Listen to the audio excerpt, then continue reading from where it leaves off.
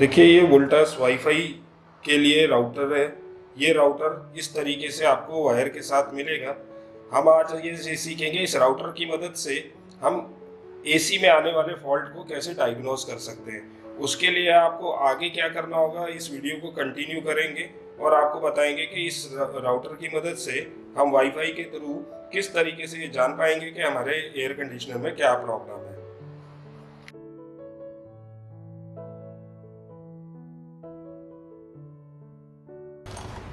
तो पीसीबी पे ये यहाँ पे कनेक्टर दिया हुआ है जहाँ पे हम इस जिग के कनेक्टर को फिट करेंगे। तो अभी हमारे पास ये जिग है, इस जिग में ये इस तरीके का कनेक्टर मिलेगा आपको। ये कनेक्टर को हम यहाँ पे इसको अभी फिक्स कर देते हैं। ये यहाँ पे मैंने इसको कनेक्ट कर दिया है। अब मेरा जिग जो है वो रेडी है इसकी इंफॉर्मेशन को मेरे मोबाइल पे ट्रांसफ़र करने के लिए। Let's do further. मशीन को पावर सप्लाई से कनेक्ट करता हूँ। जैसे ही मैं मशीन को पावर सप्लाई से कनेक्ट करूंगा, इसके अंदर एक एलईडी लगी हुई है जो ग्लो करनी चाहिए। ये इस तरीके से इसमें ग्रीन कलर की एलईडी जल जाएगी। इट मीन्स मेरा मॉड्यूल जो है वो कनेक्ट हो चुका है।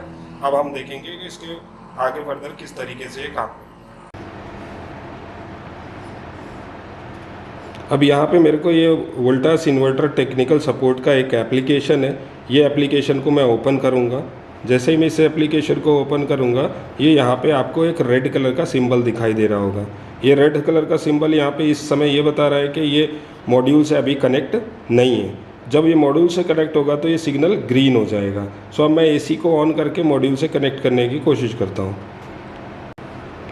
तो अब इसको कनेक्ट करने के लिए मुझे वाईफाई ऑन करना होगा। मैं वाईफाई को ऑन करता हूँ और इसको यहाँ पे लॉन्ग प्रेस करता हूँ, जहाँ पे ये मुझे जो भी अवेलेबल वाईफाई होंगे उसके आसपास दिखाएगा। अब मुझे यहाँ पे एक वाईफाई दिखाई दे रहा है, वोल्टास इन्वर्टर।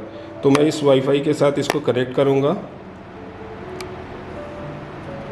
ये कनेक्टिंग हो रही है। अब ये कनेक्ट हो चुका होगा। अभी हम सीखते हैं कि कैसे उसको चालू करेंगे। वोल्टास का जो इन्वर्टर एसी का जो एप्लीकेशन है जिसमें हम वाईफाई के थ्रू चेक कर पाते हैं, तो मेरे पास ये एप्लीकेशन यहाँ पे रहेगा। मैं इसको क्लिक करता हूँ। ये एप्लीकेशन आपको गूगल प्ले स्टोर पर नहीं मिलने वाला है। इसको आपको दिल लेना होगा, तो आपको या तो आपके ब्रांच से मिलेगा या फिर ये एप्लीकेशन आपको ट्रेनर से लेना पड़ेगा। यहाँ पे अब मैंने ये ऑलरेडी कनेक्ट कर रखा है, जिसका मुझे सिंबल यहाँ पे आपको देखेंगे तो राइट साइड कॉर्नर में एक लाइट है जो रेड और ग्रीन में टॉगल कर रही है। ये लाइट जो रेड और ग्रीन में टॉगल कर रही है, ये यहाँ पे ये बता रही है कि ये मेरा कनेक्टेड है डिवाइस के साथ। अब यहाँ पे कुछ कनेक्टेड होने के बाद ये इंडोर की इंफॉर्मेशन शेयर कर रहे हैं। जैसे आप पहले वाले में आप देख पा रहे हैं कि ये यहाँ पे कौन सा मोड डला हुआ है, तो यहाँ पे कूल मोड ये दिखा रहे हैं। फिर उसके बाद ये इस समय बता रहे हैं कि टेम्परेचर जो एम्बियंट का है वो कितना टेम्परेचर है। तो एम्बियंट का टेम्परेचर यहाँ पे आप देख पा रहे हैं रूम TR मतलब टेम्परेचर रूम 33 डिग्री सेल्सियस है। फिर दूसरे जगह पे आप देख पा रहे हैं TS temperature set 24 degree Celsius दिया हुआ है। फिर नेक्स्ट इन्फॉर्मेशन आ रही है TE टेम्परेचर इवॉपरेटर। तो टेम्परेचर इवॉपरेटर हम यहाँ पे देख पा रहे हैं कि 11 डिग्री सेल्सियस से आ रखा है। अब नेक्स्ट में आप देख पा रहे होंगे कि यहाँ पे फ़ैन का लेवल, तो फ़ैन स्पीड यहाँ पे मिडिल में रखी हुई है और इस समय फ़ैन के RPM क्या चल रहे हैं। ये मेन इन्फो मेरे को यहाँ पे एक तरीके से मिल रही है। उसके अलावा मुझे यहाँ पे ये दिखा रखा, यहाँ पे भी अगर आप देखेंगे तो मेरा ये स्टार्ट हो चुका है और आउटडोर सिस्टम रनिंग है और कूल मोड में ये चल रहा है। मेन इन्फो के बाद यदि हम जाना चाहें कि मेन इन्फो के बाद हम जाते हैं तो मेन इन्फो के बाद हम जाना चाहेंगे तो यहाँ पे ये आउटडोर की इंफॉर्मेशन में आ गए हैं, जो बगल में ही बटन दिया हुआ है। आउटडोर की जब इंफॉर्मेशन में आते हैं तो ये फिर मुझे यहाँ पे आउटडोर की इंफॉर्मेशन शो करने लगेगा। जैसे आप देख रहे हैं TSU 25 डिग्री सेल्सियस है, टेम्परेचर एम्बियंट 35 डिग्री है, टेम्परेचर कंडेंसर जो है वो 39 डिग्री है और इस समय डिस्चार्ज का जो टेम्परेचर है वो 89 डिग्री सेल्सियस है। आगे आप देख रहे हैं एरिया दिखा रहा है कि ह्यूमिडिटी जो यहाँ पे अभी नहीं शो कर रहा है। फ़ैन का लेवल अभी नहीं बता पा रहा है क्योंकि आउटडोर में फ़ैन की स्पीड सिंगल ही होती है। यहाँ पे आप फ़ैन के RPM देख पा रहे हैं और आगे यहाँ पे फेस करंट जो है वो 5 एम्पियर चल रहा है। इस समय जो DC वोल्टेज है वो DC वोल्टेज जो है वो 364 वोल्टेज DC जा रहा है और एसी करंट जो है वो 9.1 एम्पियर में चल रहा है। और एसी वोल्टेज की बात करें तो 218 वोल्ट एसी वोल्टेज आ रहा है। और उसके बाद हम देखेंगे तो ये जो उसका टेम्परेचर है, जो जहाँ पे हमारा कंट्रोलर लगा हुआ है वहाँ का जो टेम्परेचर है जिसमें स्विचिंग हो रही है उसका टेम्परेचर 57 डिग्री आ रखा है। ऑन किए हुए कितना समय हो गया है वो यहाँ पे आपको सेकंड्स में दिखा रहा है कि 180 सेकंड हो चुके हैं और अभी ये ऑफ नहीं हुआ है। सो यहाँ पे हमने ये कुछ चीज़ें देखी।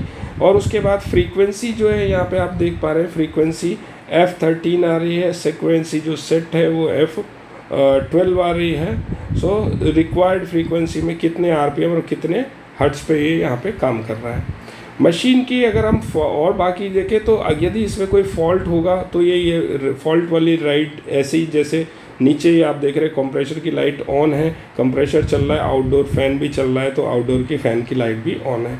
यदि मशीन में कोई फॉल्ट आएगा तो ये फैन फॉल्ट वाली लाइट भी इसी तरीके से ब्लू से ऑन हो जाएगी। प्रोटेक्शन एरर आता है तो प्रोटेक्शन एरर आ जाएगी। लिमिट फ्रीक्वेंसी होती है यदि मशीन के अंदर के प्रोटेक्शन में जा कर के मशीन जब हाई आउटडोर का टेम्परेचर ज़्यादा हाई होता है तो वो लिमिट फ्रीक्वेंसी में चला जाता है तो वो यहाँ पे आ जाएगा। इसके अलावा बाकी ये यहाँ पे और सारे प्रोटेक्शन की जानकारी आपको यहाँ पे मिल जाती है। यही इसी के बाद हम अगर देखना चाहेंगे तो यहाँ पे हम नेक्स्ट में अगर हम जाते हैं तो यहाँ पे आपको दिखाई देगा डेटाबेस। अगर हम डेटाबेस में जाएंगे तो यहाँ पे ये डेटाबेस दिखा रहा है। डेटाबेस में आप स्टार्ट टाइम देख पा रहे होंगे।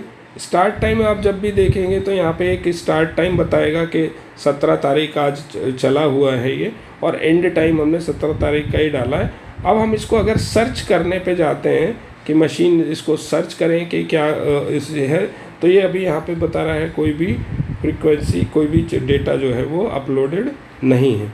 तो यहाँ पे हम अगर टाइमिंग और उसको कुछ सेटिंग करेंगे, जैसे अभी ये हमने नया एसी के साथ हम प्रैक्टिस कर रहे हैं और अभी पहली बार चलाया हुआ है। यदि हम इसी नया एसी नहीं हुआ, ये पुराना एसी रहेगा, तो हम यहाँ पे अपना डेट रेंज वगैरह को सिलेक्ट कर सकते हैं। जैसे 17 अप्रैल ओके किया और ये भी 17 अप्रैल का ये यहाँ पे ओके किया।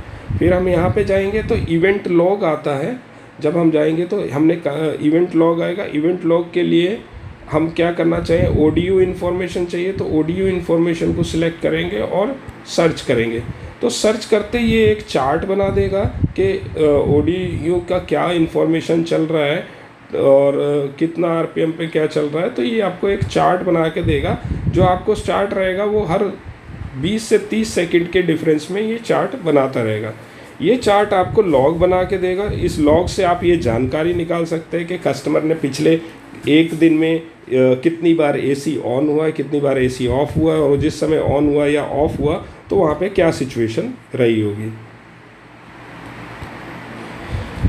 सो जो ये इन्फॉर्मेशन है, ये इन्फॉर्मेशन आपको तभी यूज़फुल रहेगी जब आप कोई कस्टमर के यहाँ पे जाते हैं और जहाँ पे आपको ये दिखाई देता है कि मशीन बार बार रिपीट प्रॉब्लम दे रही है, और जब आप जाते हैं और वहाँ पे आपको वो प्रॉब्लम आइडेंटिफाई नहीं होती, तो जो हमने अभी डोंगल आपको दिखाया था जो उसमें डिवाइस कनेक्ट है, वो आप उसको डिवाइस को एक रात के लिए उसमें कनेक्ट करके छोड़ भी सकते हैं, जिससे वो सारा डेटा रिकॉर्ड करेगी। और नेक्स्ट डे जा करके आप यहाँ पे डेट सिलेक्ट करके, स्टार्ट डेट को सिलेक्ट करके एक दिन पुरानी और एंड डेट को सिलेक्ट करके, तो वो डेटा आपको पूरे दिन का या पूरे 24 घंटे का डेटा दिखाएंगे। यहाँ ये ध्यान रखिएगा कि यदि जो भी आप डेटा देख रहे हैं इस समय वो जो डिवाइस है वो सिस्टम में हमें छोड़नी पड़ेगी, तभी वो डेटा रिकॉर्ड भी करेगी।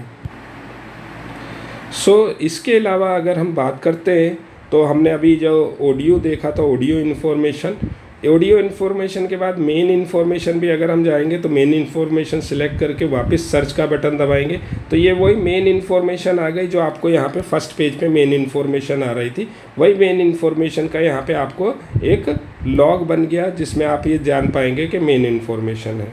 उसके अलावा अगर हम इसको इवेंट लॉग में लेते हैं, इवेंट लॉग सिलेक्ट करते हैं और वापस इसको सर्च करते हैं, तो जो आप यहाँ पे मेन इन्फॉर्मेशन में ऊपर ये इवेंट देख रहे थे, जो आप देख पा रहे थे यहाँ पे वाइट कलर के इसमें आपको ये दिख रहा था, ये वाला पोर्शन जो है ये यहाँ पे इवेंट लॉग में भी बन जाता है। तो ये दोनों चीज़ें डेटाबेस में हमारे को मिल जाती हैं।